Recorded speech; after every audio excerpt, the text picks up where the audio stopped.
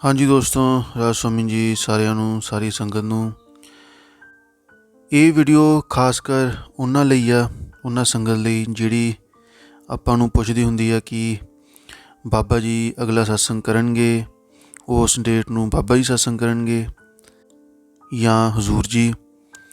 ਜਿਵੇਂ ਹੁਣ ਅਗਲਾ ਭੰਡਾਰਾ ਬਿਆਸ ਵਿੱਚ ਆਊਗਾ, ਉੱਥੇ ਕੌਣ ਸਤਸੰਗ ਫਰਮਾਉਣਗੇ।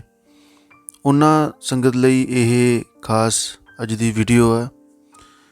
ਜਾਂ ਜਿਹੜੀ ਨਾਮਦਾਨ ਬਾਰੇ ਵੀ ਪੁੱਛਦੀ ਹੁੰਦੀ ਹੈ ਕਿ ਬਾਬਾ ਜੀ ਹੁਣ ਨਾਮਦਾਨ ਦੇਣਗੇ ਜਾਂ ਕਦੋਂ ਦੇਣਗੇ ਜਾਂ ਨਹੀਂ, ਜਾਂ ਸਤਸੰਗ ਕਰਨਗੇ ਜਾਂ ਨਹੀਂ।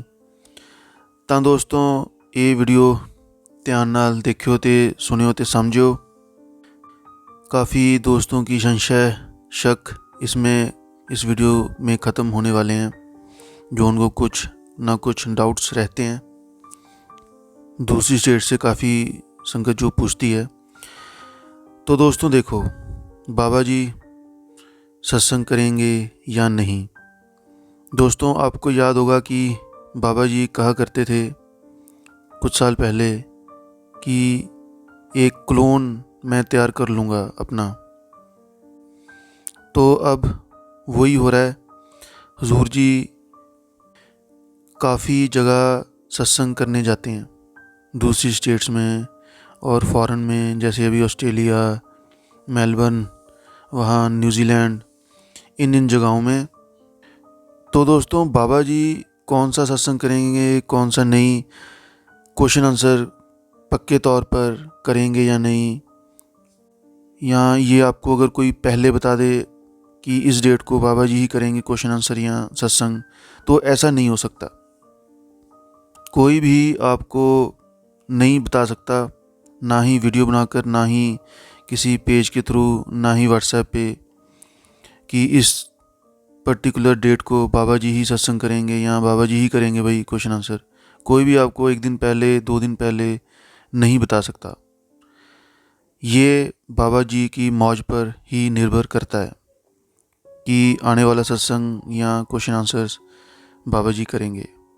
ये तो आपको तभी पता लगेगा जब आप डेरा ब्यास या दिल्ली भाटी या किसी और राज्य में सत्संग सुनने जाएं, या आपके अपने राज्य में जब भी वहाँ स्टेट में, प्रोविंस में सत्संग प्रोग्राम होता है। तो दोस्तों इस बात की आपको फ़िक्र करने की ज़रूरत नहीं है। एक बात हम यहाँ ज़रूर कह दें कि बाबा जी कहते हैं ना जो, कि अब बहुत सुन लिए सत्संग, अब बहुत कर लिए दर्शन, अब अमला उत्ते होन नवेड़े। अब अमल करने का टाइम है, अब कुछ करने का टाइम है, अब कुछ कर दिखाने का टाइम है। अब वो वक्त गया, सत्संग, क्वेश्चन आंसर, दर्शन यही करते रहें। बाबा जी कहते हैं ना कि बहुत सारी उम्र निकल गई दर्शन करते हुए, अब कुछ करके दिखाएं, कुछ बन के दिखाएं। हुन कुछ करके दिखाओ, कुछ बन के दिखाओ।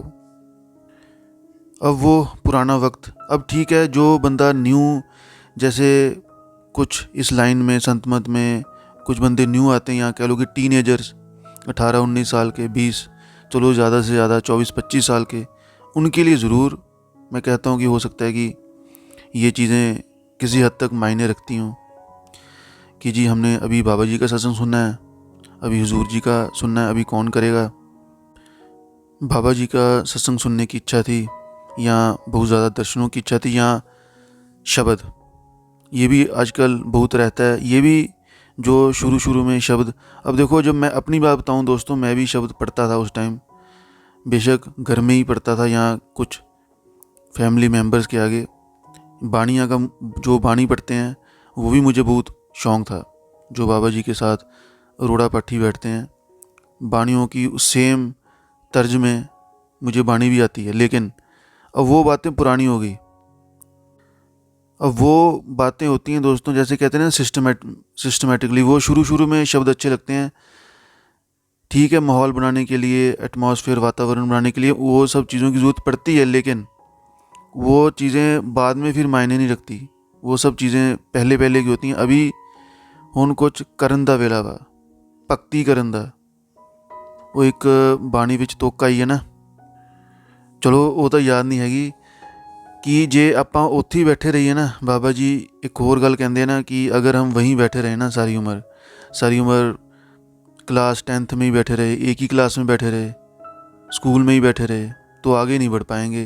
सारी उम्र अगर हम माहौल बनाते ही रह गए या यही चीज़ों में हमने निकाल दी कि आज उनके दर्शन करने थे, उन्हीं का सत्संग सुनना है। अब जो जो बातें बाबा जी ने कही हैं आज तक, जो हमने अपने कानों से सुनी हैं, जो जो हमें महसूस हुआ है बाहरी तौर पर, अब उस पर एक एक बात पर अमल करने की ज़रूरत है। अब ऐसा कह लो कि आप करो या मरो की स्थिति है। अब जैसे एक छोटा बच्चा है, वो खिलौनों के साथ खेलता है। अब वो धीरे धीरे जब जवान होता है, बड़ा होता है, स्कूल में जाता है, कॉलेजेस में जाता है, उसके खिलौने भी फिर हाई लेवल के अपडेट होते रहते हैं।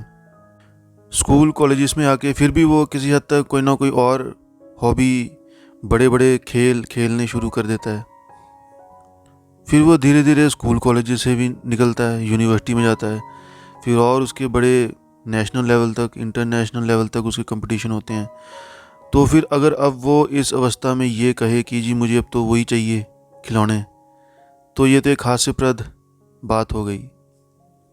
तो उसी भाव में अगर एग्ज़ाम्पल लें, अगर हम ठीक अपनी उम्र को देखें, सबसे पहले हम कहाँ पर हैं, कितने एज के हो गए हैं। अगर हम 30 साल के हो गए, 35 साल के हो गए, 40, 50, अगर हम वही चीज़ें दोहराते रहें, उसी बात पे अटके रहें कि जी मुझे तो बस बाबा जी का सत्संग सुनना है और आगे बैठकर दर्शन ही करने हैं, या अकेली सेवा ही करनी है,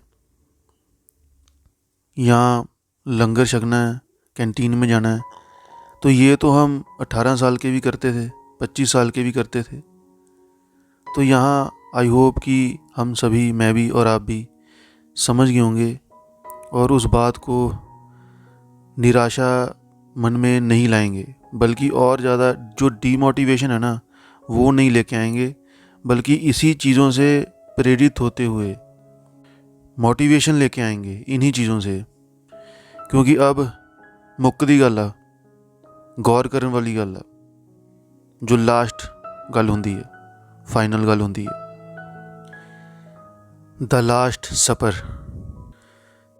अगर आप सक्सेसफुल नहीं हो पा रहे तो मन के साथ लड़ते रहो, क्योंकि और कोई चारा आपके पास नहीं है। आप तलवार फेंक नहीं सकते, तलवार डाउन नहीं कर सकते। आपके पास यही चारा है कि जब जब भी मन आपके ऊपर हावी हो, आप लड़ते रहो, कंटिन्यू करते रहो। आप हार मान ही नहीं सकते। एक वॉरियर कभी हार नहीं मान सकता। वो ये नहीं कह सकता कि दुश्मन मेरे पे हावी हो रहा है, अब मैं थक रहा हूँ, अब मैं लड़ना बंद कर दूँगा। ऐसे तो वो मारा जाएगा। तो दास का भी यही काम है, आपका भी यही, हम सबका यही काम है, यही होना चाहिए। जब तक आपको सफलता ना मिले आप रेस्ट नहीं ले सकते। विश्राम कैसे कर सकते हैं हम? तो अगर हम इस तरीके से ऐसा करेंगे ना, तो हमें ज़रूर रोज़ डे बाय डे ये चीज़ देखने को मिलेगी। एक स्टेप फॉरवर्ड, एक स्टेप आगे। हमें at the end of the day regret तो नहीं होगा, क्योंकि हम बेशक एक कदम ही सही, लेकिन अपनी मंजिल की तरफ बढ़े। हमने कदम उठाया, हमने एफर्ट्स किए, मेहनत की, हार नहीं मानी। अगर ऑन द अदर साइड कुछ भी नहीं किया, हाथ पर हाथ धरे बैठ गए, तो ज़रूर हमें रिग्रेट होने वाला है, गिल्ट होने वाला है। अगर सोते रहे तो बस इतनी सी बात है। ठीक है जी, या स्वामी जी सारिਆਂ ਨੂੰ।